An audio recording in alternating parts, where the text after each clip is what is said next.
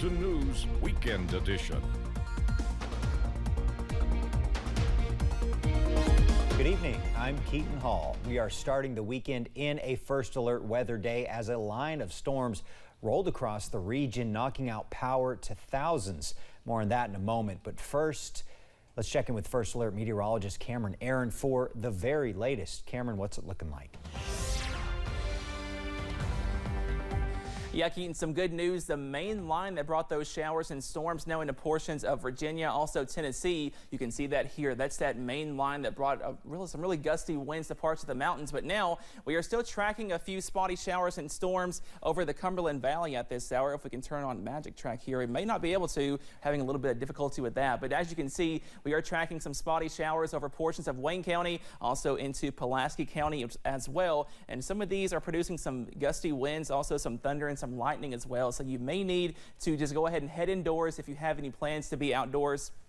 Also, a new severe thunderstorm warning just popping up there in Campbell and Claiborne County in Tennessee. So that looks to be the heaviest storm on the board near the Kentucky and Tennessee border, pushing into portions of Campbell and Claiborne County in Tennessee. Now, some good news: that severe thunderstorm watch was allowed to expire for most of us, still going into effect for portions of Dickinson, Buchanan, Lee, Wise County, also Campbell and Claiborne County until 10 o'clock tonight. So if you live in those counties, you still have that severe thunderstorm watch in place. But for most of us, we are looking at that watch being canceled as we go through the rest of this evening. You can tell where the rain has fallen: upper 60s in Hazard, lower 70s for Jackson and Manchester. Check out Somerset.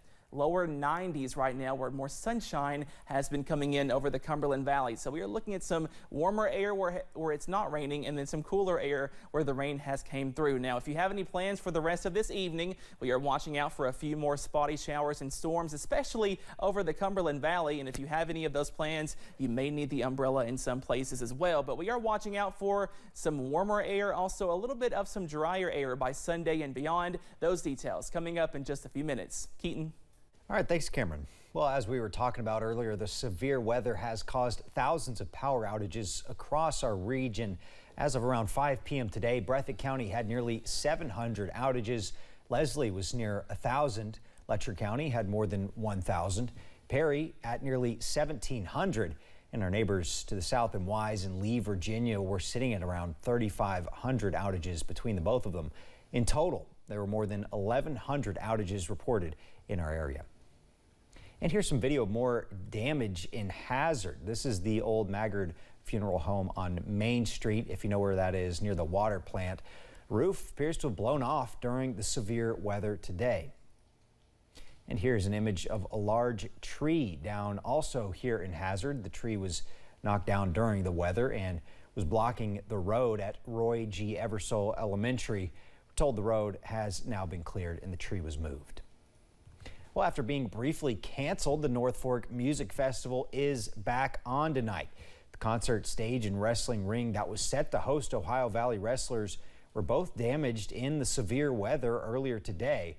The wrestling is still canceled, unfortunately, but officials say they're working to have Ward Davis, performer, on the stage at 9:30 tonight. So we did send out an alert earlier today saying the event was canceled. It is now back on. You can check our website for more information as it's sort of developing. A group of volunteers gathered in Fleming Neon to give away meals to flood survivors. The group gave away more than 3,000 meals to those that needed it. Gary Conley is the founder and coordinator of Operation Letcher County Recovery, and he says they knew this was an area hit hard by flooding last year and says he wants to continue giving back.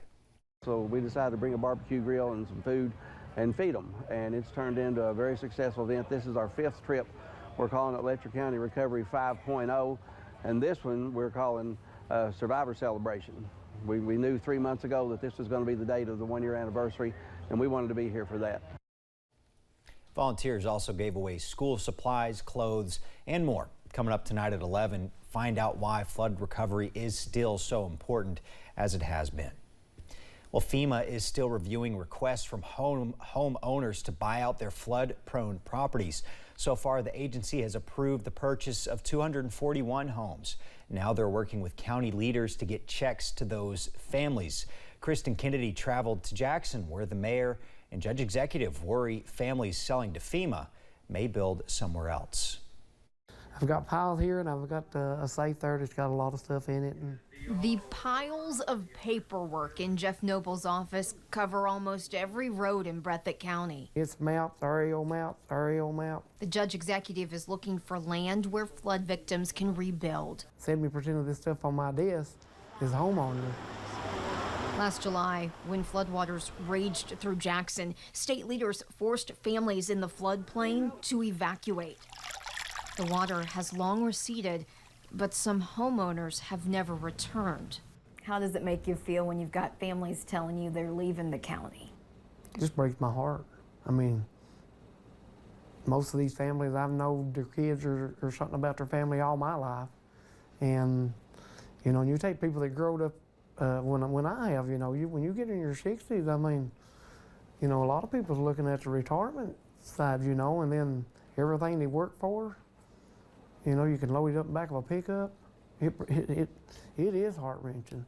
FEMA hasn't been fast to pay families who want to sell their flood-prone land.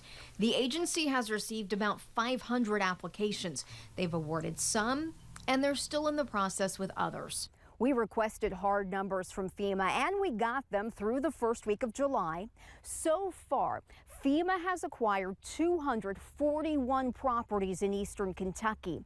Here in Breathitt County, they've acquired 82 properties, and in the city of Jackson, 22. So far, only 2 of those 22 acquisitions are complete. We hope they will find housing here in Breathitt County and stay in our community and not use that money in other communities. The problem is, number one, getting the land that's out of the floodplain, and number two, finding property owners that are willing to sell.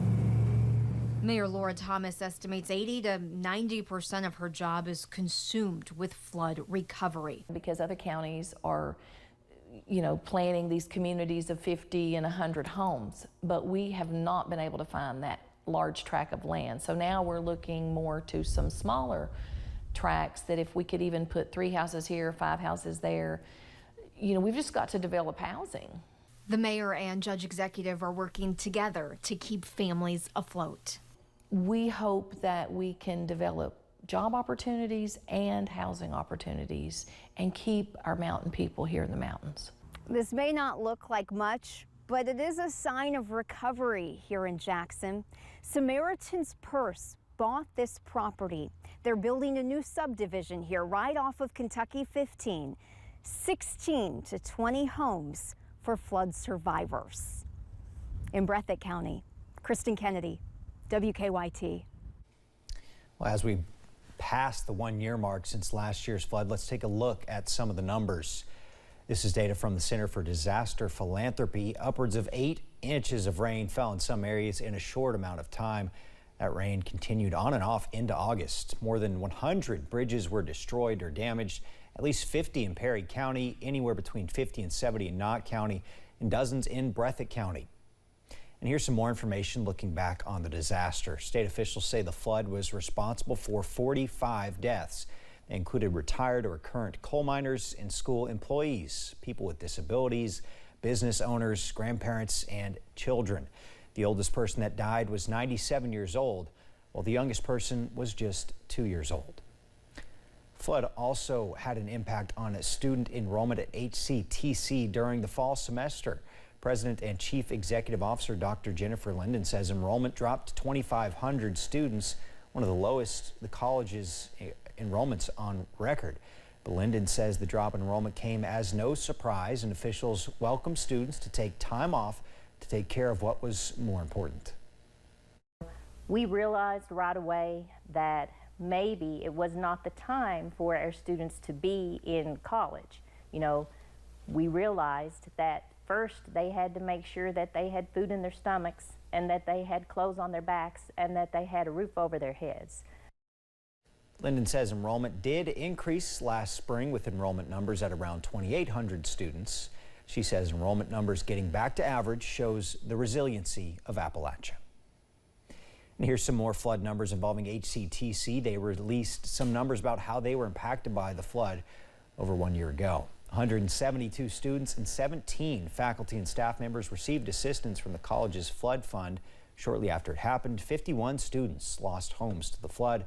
Flood also caused one student's death. Well, brush fire quickly spread near Lake Cumberland early this morning.